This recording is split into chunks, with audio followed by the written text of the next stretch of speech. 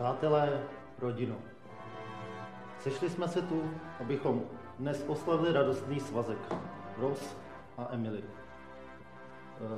Přejeme jim hodně štěstí, aby jim zůstalo navždy. Emily, opakuj po mně. Já, Emily, si beru Rosse jako mého zákonného manžela ve zdraví, nemoci a dokud nás smrt nerozdělí. Jako svého zákonného manžela, nemoci i ve zdraví, dokud nás smrt nerozdělí. Rossi, opakuj po mně.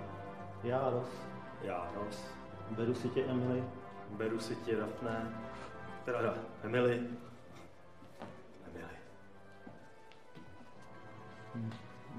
Mám pokračovat? Ano, pokračujte. To si prachy, co ti platí, bys měl raději pokračovat. No, za to, co řekl, zaplatíte ještě víc. No dobře. Tak, můžeme asi začít znova. Rossi, opakuj po mně. Já, Ross, si beru Emily jako svou zákonitou manželku v nemoci i ve zdraví, dokud nás smrt nerozdělí. Jako svou zákonitou manželku v nemoci i ve zdraví, dokud nás smrt nerozdělí. Ne. Já nemůžu. Když to bylo jenom přeřeknutí, nic se neděje přece, tak jako... Ne, Když to víš, že Daphne znám už od školky, bavili jsme se o svatbách, ale ne o naší svatbě, ale jako... Prostě se o tom bavili, tak je to jenom přeřek.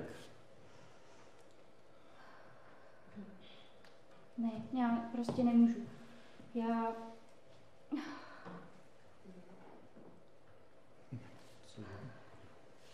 Já vím, že budu znít jako blázen, ale já to nemůžu udělat.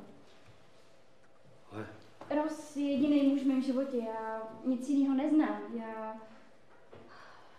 já nevím, co mám dělat. Mám pokračovat dál v obřadu, nebo jít do kláštera, nebo skončit tenhle obřad a jít flirtovat s dalšími muži?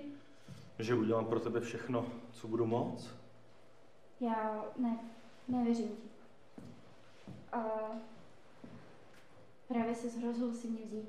V dobrém i ve zlém, nemoci i ve zdraví. A tak dál. No ano. Ano, miluji tě přesně takovou, jaká jsi. A budeš mě milovat, i když ti udělám tohle? No.